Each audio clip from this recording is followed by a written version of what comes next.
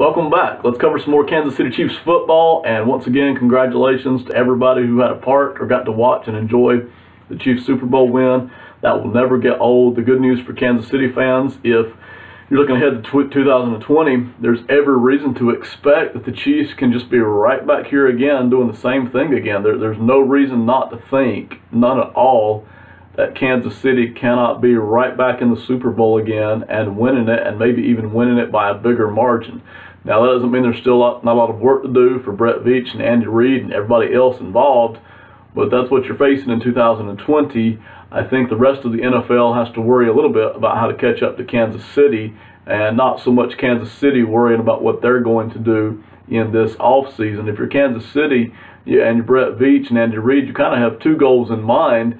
Is number one, man, we would love to get another Super Bowl here in 2020, but we also want to set ourselves up for the future, for 2021 and beyond, when all the finances change, not only because of the collective bargaining agreement, but because of Patrick Mahomes' contract that he'll be signing at some point, probably in the next offseason.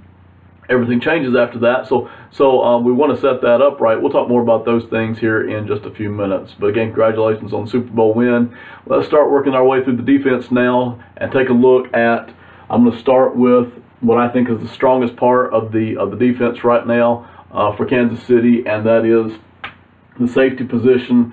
Obviously, Tyrann Mathieu, free agent signing last offseason. You paid him quite a bit of money. This year, you'll be paying him $16.3 million.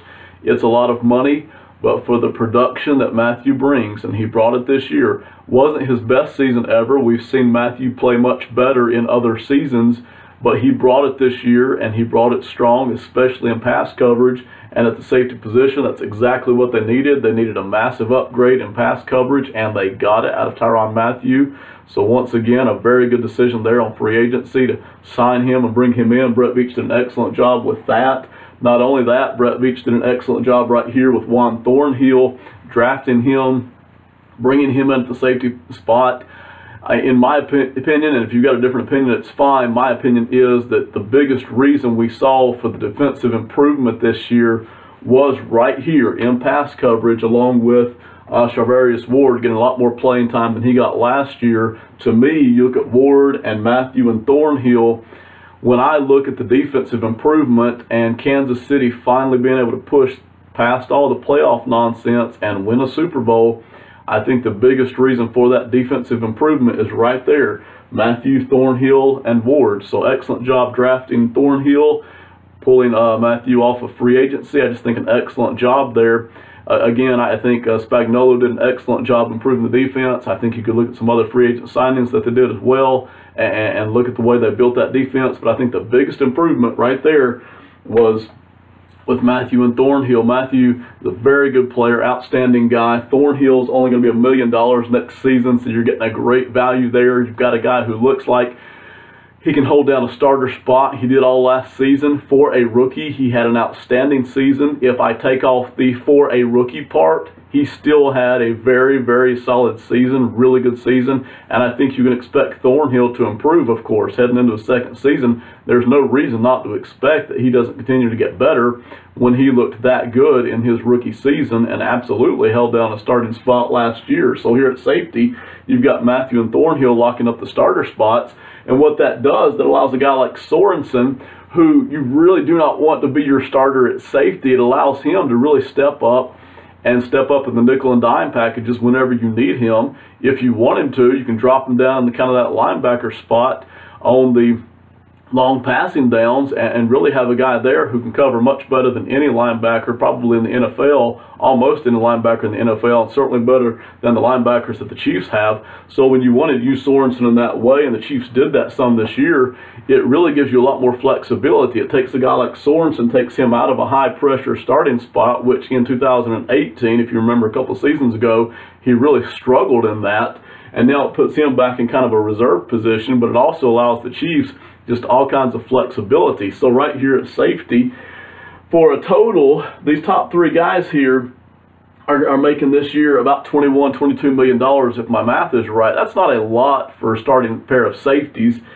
Matthew's making a lot. Sorensen is making $4.8 million next season. So for these three guys here, you've got the safety position locked up. Even if you had an injury to one of these three guys, you've still got two other guys there who can tie down that safety spot, and you not worry about bleeding back there in the safety areas.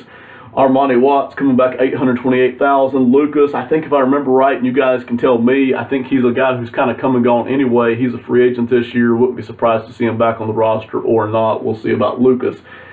If Brett Veach starts sniffing around for some extra cap space, a little bit of wiggle room for a little bit of cap flexibility, and he will, because it's tight this year. One of the spots he may come to is right here with Daniel Sorensen, okay? He's making $4.8 million, which I think the Chiefs would be happy to pay for Sorensen's services, all things considered. The dead cap hit for him is only $1 million. So if you need an extra almost $4 million, you could do that by letting go of Sorensen, not really hurt your talent base too much, and certainly not hurt your youth movement at all by letting Sorensen go. So I don't know if Kansas City is going to be doing that or not. But if Brett Veach is looking around, and I'm sure he's been looking at this for over a year now, if he's looking around for a little bit of cap space, that's one of the spots he will look at right there. Almost $4 million in cap space if you wanted to let him go, or if he had trade value to some other team. You move over here to the cornerback spot. This is not as strong as your safety. When you're looking at overall talent available on the team right now, safety is really looking bright for next year. Cornerback was decent last year. I think certainly, and a number of you guys called this out last offseason, Charvarius Ward played a couple of playoff games, a couple of regular season games in the 2018 season. Heading into 2019, a number of you guys said Ward was going to be good, was really going to step up, and he did. He had a very solid season. I don't think he played as well as Thornhill did at the safety spot, but when you look at Ward, he really stepped up. He really looks good. I think he still has a lot of growing up to do, a lot of learning to do, but this is a guy right here with Ward, only $660,000. You're more than happy to pencil him in at a starting cornerback spot, even though I still think he's got a lot of improvement and growing up to do. Absolutely, I think you're fine there. After that, you really have a bit of a drop-off. You're fine with Fuller as kind of being that nickel corner, that slot corner and cover guy. You're okay with that, but he's going to be a free agent. We'll see if Kansas City wants to bring him back or not. We covered this in the last video, and this is true of all NFL teams everywhere. In any one season, you can bring back any player you want. You can always find the money. You hear a lot of media guys talk about finding the money. And the truth is this: if you're an NFL team in any one given season, you can always find a way to get a guy back on the roster somehow or the other. It may mean a franchise tag. It may mean a one-year deal. It may mean backloading the contract. You can always find a way to get a guy on the roster. The question is, what does that do for you going forward in 2021 and 22 when the finances start to change for the Chiefs and for other teams as well, but for the Chiefs we know specifically?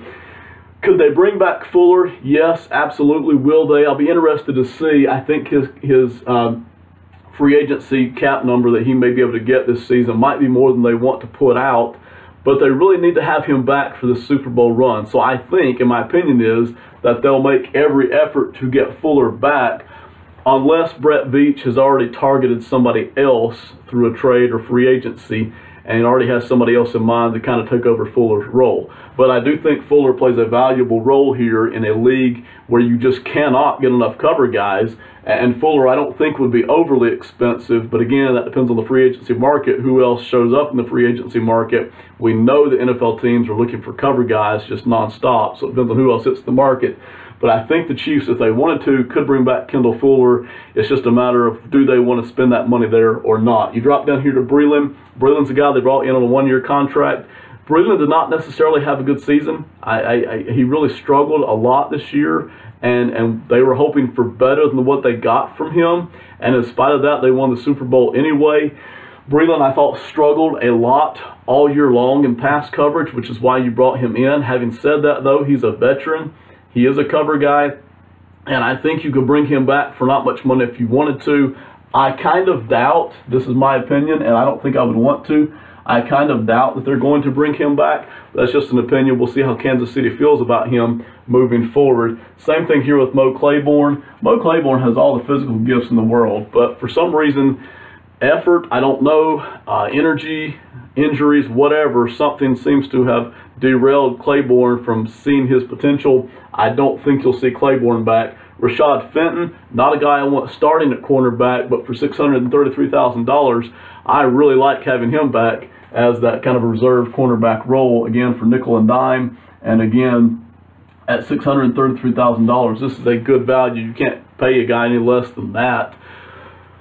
Bringing Fenton back for this next season, certainly he's on the payroll. So that's your cornerback spots. Again, you could use another cornerback right here. It would be great, and I don't know what Kansas City has in mind here, but it would be great, and I would love to see them maybe step up in the draft here.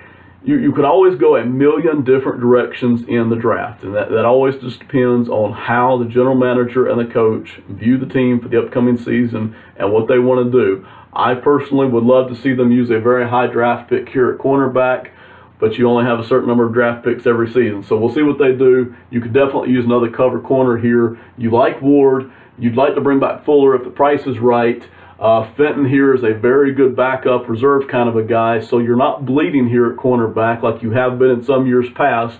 You can remember Kansas City looking at their cornerback position over the past 2 or 3 seasons. It's been a bit of a nightmare. Having all this talent here at safety really alleviates a lot of pressure here on your cornerback spot. You just don't need as many cover guys, but still, you would like to bring somebody in at cornerback here, and we'll see what Kansas City does with that particular spot. Move down here to the edge rushers. Frank Clark, he's making $22.7 million. That is a monster cap number. $22.7 million as a cap hit this next season. That's a monster jump.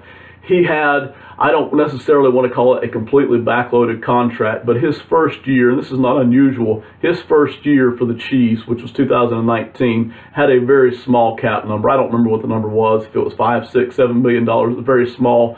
And then the rest of the contract jumps dramatically to these kind of numbers, 22.7. Don't be surprised, again, the cap numbers for this year for the Chiefs are tight. That's okay. They have a lot of talent on the roster, and when you have a lot of talent on the roster, even though you have drafted some of it and you've drafted pretty well in certain spots, you're going to have to pay for some of that. And so the Kansas City Chiefs, with all the talent, they just have a very tight cap window this year. Don't be surprised if they don't try to restructure Frank Clark. Don't know if they will or do that or not, because they got to keep in mind that starts to boost the other numbers for future seasons. But don't be surprised if they're looking for a little bit of cap space, if they don't restructure that a little bit and get that down. A lot of teams do that. We'll see if Kansas City wants to do that with Frank Clark or not. Certainly, though, he absolutely ties down one of those edge rushing spots at defensive end. Terrell Suggs stepped in. This is where, again, I really thought you saw an excellent move by Brett Veach for bringing in Terrell Suggs. Not everybody in the NFL was after Terrell Suggs. A lot of teams just kind of passed on him, and Brett Veach gets him in for very cheap, and he just has a heck of a season. I mean, not an all-pro kind of a season, but man, you look at him and Frank Clark, and they just put in solid seasons, solid workhorse kind of seasons. And for Suggs, you did it for very little. Now, he's a free agent this season. I expect that his price tag will go up quite a bit for his services over what the Chiefs were able to get for him last season. So I don't know if the Chiefs are going to bring him back. I suspect not. Like I said, the overall cap is tight. Could Kansas City bring him back? Absolutely. I don't know if they're going to do that, though. I wouldn't be surprised if Terrell Suggs and his agent are really rather eager to get back on the free agent market after Suggs played as much as he did this season and played as well as he did. I think Suggs is going to really want to get back out there on the free agency market and try to get a 2 or 3 year deal for a lot better cap number than what he got this season. So my suspicion is, and it's not because the Chiefs don't want him, but my suspicion is that Suggs will be gone. We'll see how Kansas City feels about doing that. What that leaves you with after Clark is K-Pass and Okafor. Okafor making $7 million. If you decided you wanted to let Okafor go, you could save $3 million. I'm not a huge fan of taking a dead cap hit of $4 million in order to save $3 million. I don't think that makes a lot of sense unless you just don't want the guy. So I suspect Okafor is back and I suspect K-Pass is back as well. Played a lot of snaps this year. Didn't look particularly good doing it. I thought he struggled in stopping the run. I thought he struggled in trying to get to the quarterback, but he did play a lot of snaps this year. So for $1.5 million, you've got a guy there who has seen a lot of playing time and not going to cost you a lot. But after Clark, the talent level to me at the edge rushing spot really drops off, and I'm sure my suspicion would be, having seen what they did this past offseason, that Kansas City is going to try to bring in another big guy at defensive end, somebody who can get a little bit of pressure on the quarterback, but can also be somewhat solid against the run as well. I don't necessarily see them throwing a lot of money at that position with $22.7 million tied up in Frank Clark. So that's your defensive end. I think both here at corner and defensive end, you could stand to see another kind of an upgrade, bring somebody else in. Defensive tackle, all your interior guys. Chris Jones, of course, I've got him graded as elite guy. That's the way I see him. If you see him as a little bit less than that, that's fine. He's a free agent this year. Of course, every Kansas City fan knows that. Been talking about that for 2 off seasons now. What's Kansas City going to do here? Again, can they afford to bring him back? The answer is yes. What you have to watch out for, though, and I really feel like when you look back over the past 15 or 20 years, I feel like the Indianapolis Colts and the Pittsburgh Steelers, that is the Indianapolis Colts from 2000 to 2010, and then the Pittsburgh Steelers from 2010 up until about 2018, I feel like both of those organizations made the same mistake, and the mistake is this, in my head anyway. The mistake is you've got 8 to 10 very, very talented guys, and you don't want to lose any of them, so you pay all of them. And what that does, it makes you very top-heavy. It gives you 8 or 10 players who are just outstanding, among some of the best in the league. And then after that, there's a massive, massive drop-off in talent, to where not only do you have these guys who are irreplaceable, absolutely irreplaceable from a talent standpoint, but also whenever you're looking at the next few spots on the roster, say spots number 10 through 25 on the roster, all the other teams you play are better at those spots. So, you're talking 22 starters, 25 starters by the time you count kicker and a punter and a couple other guys who play a lot. So your top 25 guys, yeah, you may be better in your top 8 players, but when you look at players positions 10 through 25, you have a huge talent deficit to almost every team you play. And I felt like the Steelers of the 2010s and the Colts of the 2000s, I think that's why they didn't show up in the Super Bowls very often and kept getting beat in the playoffs, because the teams that they were going up against, usually the Patriots more often than not, had so much more of a more balanced roster. Now that's a lot of jibber jabber to get to this idea. Yes, I can bring back Chris Jones. Yes, I can re-sign him. How much am I willing to pay for that? Because if I'm not careful, I'm going to get top-heavy. I'm already paying a lot of money to Frank Clark. Next off-season, I've got to pay a boatload of money, a major boatload of money to Patrick Mahomes. I'm going to have other players that I'm paying as well. I don't want to repeat that mistake of having 8 to 10 stars, if you will, and then struggling to put together the rest of the roster. And when I show up in playoff time, even though I may have 11 or 12 wins under my belt and I may have the best quarterback in football with Patrick Mahomes, I'm still going up against teams with more balanced rosters and matchups all over the place that I'm losing. So it's something to keep in mind when you're building a football team, building a roster, and when you're talking about re-signing a guy like Chris Jones. And of course, who wouldn't want Chris Jones back? Everybody wants Chris Jones back. And you'll always hear teams media guys start out with this idea, well, they got to re-sign Chris Jones. The first question you have to ask is, do we got to re-sign Chris Jones? And for the talent, yes, we'd love to bring him back. How much is it going to cost us? Probably $20 million a season, okay? I think, this is open for debate, I'm sure, but I think Chris Jones is a better player than Frank Clark. I don't think there's too much debate about that. Frank Clark here is making $22.7 million a season. If Chris Jones were to hit free agent market, I'm sure he could get anywhere from $22 million a season on up to $25, $26 million a season by the end of his deal. Even if he gives me a bit of a Kansas City discount, I'm still paying $18 to $20 million a season. It's a massive cap number. And these things, you may hear this too, and I'm going to stop on this for just a second before we move on. This is a bit of foolishness that you hear from a lot of different places, is that the money just takes care of itself. The money does not take care of itself. If all you want to do is sell tickets, have an 8-8 record, and show up every season with a little bit of hope for the playoffs, then yeah, the money takes care of itself. But when you are competing against teams like the Kansas City Chiefs and Patrick Mahomes, or when you're competing against teams like Baltimore or New England for the past 20 years, or fill in the blank of whatever team that you expect to be really good, these decisions matter. And those starting spots at number 11 through 25 really start to matter. And your ability to take an injury and fill that in with depth and not suffer when one of your top players goes down because the talent level is such a drop-off other than quarterback, these decisions start to take on a whole different meaning, okay? And the money does not just take care of itself. The better you draft, the more easy the money is to handle, and Kansas City has drafted pretty well, so they've got some flexibility. But if Kansas City isn't careful and they start handing out too much money to guys like Chris Jones and Frank Clark and Tyrann Mathieu and you fill in the blank over the next couple of seasons, guys that you just can't afford to lose, you really start to see the rest of the roster erode. You start to see it degrade. And there's no way of knowing. People always say, well, we're just going to build through the draft. There is no way of knowing if you're going to continue to draft Juan Thornhills and Charvarius Wards, or if you're going to draft guys like Breland Speaks and Dorian O'Daniel, who I didn't even put on the board today, who are young and athletic but are really struggling to even see any playing time. There's no way of knowing how well you're going to draft. And if you don't draft as well, if for some reason you miss on a couple of draft picks, all of a sudden that money that you've thrown at a couple of players, like a Chris Jones, starts to get really loom large as far as building your roster. And if Chris Jones, heaven forbid, goes down with injury and you've got $20 or $24 million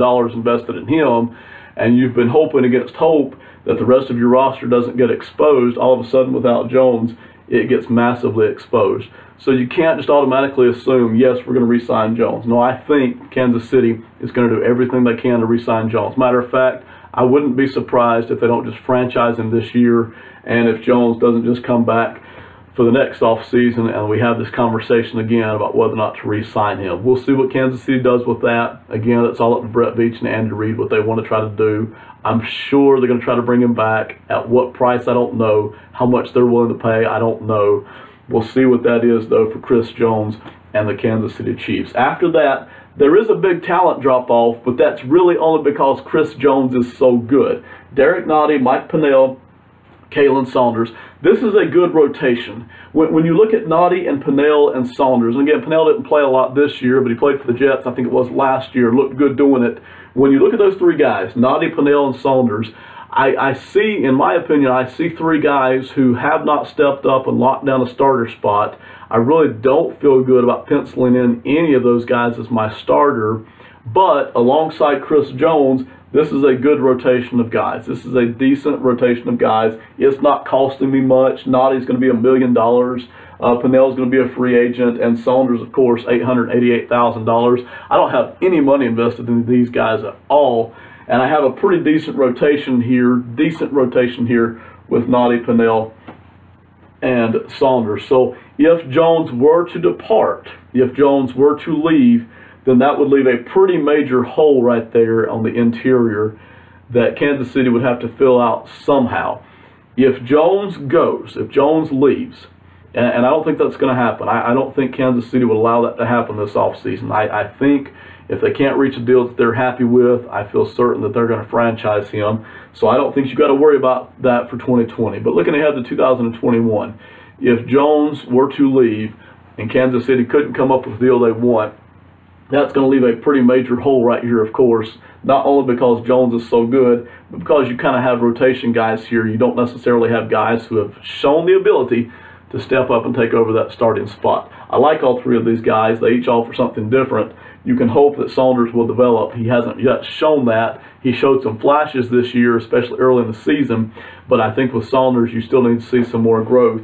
Same thing from Nottie. He's a couple of years older. Haven't seen that yet. These guys are capable possibly of owning a starter spot. We just have not seen that yet out of these three guys. So I expect Jones to be back for 2020, but again, we'll see what Kansas City wants to do right there. Linebacker. I saved linebacker for last because this is the dumpster fire of the Kansas City roster. It amazes me that Kansas City could have linebackers who are this poor at playing their position and Kansas City could still win the Super Bowl. But I think it shows a number of things. It shows how good Patrick Mahomes is and that you have him on that rookie deal. It shows how good Brett Veach and Andy Reid are at their respective jobs, at putting together talent, putting together a roster, and then at taking that roster on Andy Reid's part and managing it and putting together a game plan every week and winning with it. But it also shows how the position of linebacker in the NFL has very quickly gone the way of running back. Teams aren't putting as much money here at linebacker. Teams aren't putting as much snap counts to linebackers. Those extra snap counts, usually you find about 2 guys on average, and this is different for each team, but on average you see about 2 linebackers getting starter snaps or starting positions in the NFL per team. And that extra position, that extra number of snap counts each season has gone to a cover guy, like a safety or like a cornerback, depending on what kind of defense you're playing and where your talent level is. For Kansas City, that talent is over here at safety, so you're seeing a lot of playing time there. This is a ragged group of linebackers, and it's especially ragged when you consider that you're paying Anthony Hitchens $12.7 million this season. And the dead cap, if you wanted to let him go, trade him, whatever, is $12.7 million. So you're profited nothing by letting him go. There's no cap savings there at all. He'll be back. Ragland is a free agent. I do not expect Ragland to be back for Kansas City. Wilson, again, if Brett Veach is looking around for some cap savings this year, this is one of the spots. As a matter of fact, I would think this would be a spot before Sorensen. Wilson's cap number this year is $3.9 million, so it's $4 million basically. To release him dead cap would only be $875,000. However, Kansas City actually has what's called a club option, and you're seeing more and more of these club options here the past couple of seasons. And I'm not totally sure why guys are willing to sign these things, but you're seeing more NFL teams do this over the past couple of seasons. You're seeing Wilson here. Kansas City has a club option. If they want to just void or null the contract, they can do that. So that would be about $4 million in cap savings here for Kansas City if they want to just let Wilson go, if they want to decline the club option that they have. And I suspect they'll do that. I really don't see them bringing Wilson back for $4 million. I would be surprised. We'll see what they do. They certainly can bring him back for $4 million. Andy Reid, again, when you're looking, how worried should we be about linebacker? Andy Reid has a long time ago, and Brett Veach seems to just be hand in hand with this, figured out that this is a passing league, and the safeties and the cornerback spots and getting some pressure on the quarterback are a lot more important than a linebacker in today's current NFL. Could a linebacker, a really good linebacker, make a big difference in today's NFL? Yeah, you absolutely could, but in general, you're just not seeing teams throw money at that or draft picks at that or anything at that, and you're kind of seeing the linebacker position in the NFL erode quite a bit, just like we've seen the running back position erode. Not to the extent of fullback, where fullback is kind of borderline extinct except for a handful of teams that use it, but certainly teams are treating linebacker the way they're treating running back on offense. Neiman, I have some hope for Neiman. I really liked him in pass coverage this year. You watch him drop back for a linebacker. He's pretty good and got a lot of playing time. $662,000. I have some hope for Neiman, maybe stepping up, being a solid linebacker. You have Wilson here, I think will be gone. Ragland, I think will be gone. And Hitchens, of course, at $12.7 million. My opinion is, at the moment, Kansas City doesn't really have a legit starter. Now, somebody had to start last year, and I think that was Hitchens and Wilson that got the most starting time last year. Somebody had to start. This is a poor group, even by NFL standards, where we know the linebacker group is shrinking. This is a group that really struggles. If you want to improve your defense, this may be the quickest, cheapest way to do it for this particular offseason. And the Chiefs are really in season 3 here of what I designated as a 3-year upgrade that they started in the offseason of 2018. And the quickest way, in my opinion, last year you got your guy in Spagnuolo, you brought in Frank Clark off the trade and gave him a massive amount of money, you upgraded cornerback, you massively upgraded safety. We hope to bring back Jones for this next season. We'll see what happens beyond that. But if you want to make, I think, an upgrade here on the Kansas City defense, I think the best and quickest way to do it is at linebacker. I think it's the cheapest way. I think it would be the easiest, quickest way to make the defense better. Keep in mind, as good as you got at pass coverage this offseason, you were still soft underneath. When it came to stopping the running game, Kansas City is still very, very soft underneath. And it almost cost Kansas City the Super Bowl this year against the 49ers. The game plan for all teams playing Kansas City has not changed from last year to this year. It still tried to limit Mahomes as much as you can on offense. And when you are on defense, when Kansas City is on defense, is to try to run the ball, try to slow the game down, try to keep Mahomes on the bench. San Francisco had a roster and a game plan that was perfectly suited for that. You saw that in the Super Bowl. They just couldn't last long enough. Mahomes came in and just throwing darts all over the field there in the fourth quarter. But that's the game plan, and one way to stem that tide is to bring in a guy, or maybe two guys, right here at linebacker who can stop the run and still not be terrible in pass coverage. But if you wanted to do that, to really upgrade, and you could do the same thing here at defensive tackle, but especially here at linebacker, you could bring in for not too much money or a couple of draft picks, bring in guys who are stout against the run to where Kansas City isn't so soft up the middle, and to where teams cannot so easily operate that game plan of try to limit Mahomes and then try to keep him on the bench by trying to run the football against a defense that is still very soft underneath. In spite of the fact that they brought in Frank Clark, in spite of the fact that they had Terrell Suggs, in spite of the fact that they got Nottie and Saunders and Jones, in spite of all of that, Kansas City was still really, really soft against the run. I'm going to cover some of the overview here.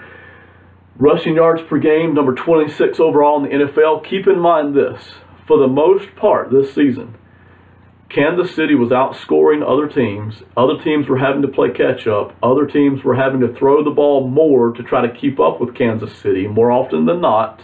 That wasn't every game, of course, certainly not when you're playing Tennessee, but early in the regular season, I mean. But more often than not, teams were having to play catch up to Kansas City. And in spite of that, Kansas City still registered at only number 26 overall in rushing yards per game by the defense. So they're still soft underneath. Is it a massive worry? No, it's not. Once again, you are Kansas City. You just won the Super Bowl. You have Mahomes coming back. You can bring the whole team back for next year if you want to, and let the rest of the NFL figure out how to catch up to you. It's not a massive worry. But if you're looking for a way to get better, this is it right here. Rushing yards per game. And this is it right here at linebacker. Okay? Get tougher against the run, and it makes it much more difficult for teams to try to operate that game plan against you of keeping Mahomes over there on the bench while they run the football up and down the field on you. Tennessee couldn't do that very effectively because they just don't have anybody at quarterback who can create enough balance. But San Francisco did that very well until Mahomes exploded in the fourth quarter. And I know some people want to try to blame Shanahan for third and fourth quarter decisions, and that's fine if you want to do that. But the fact is, Mahomes at some point in that game was going to explode, and he did that. But San Francisco almost pulled that off. Baltimore, guaranteed, Baltimore next year is going to try to pull that off. If they can get past that first round upset that they had this past offseason, you're going to be going up against a team like Baltimore and other teams who are going to try to run the football against you. One way to fix that is right here at linebacker. Very quickly, I want to cover this, and we're absolutely done. I know this is a long video, but for those of you who have hung on this long, why not hang on for another 5 minutes?